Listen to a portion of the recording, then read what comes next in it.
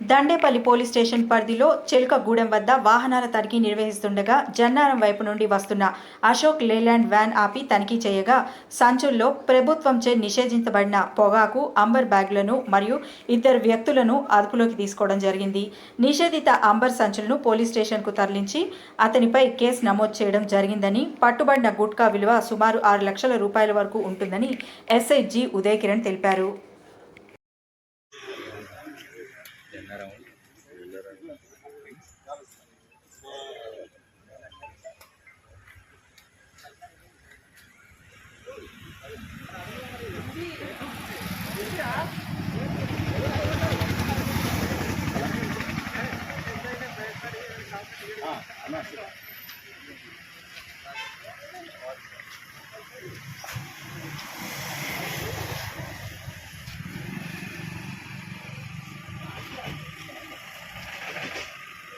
ఇంకా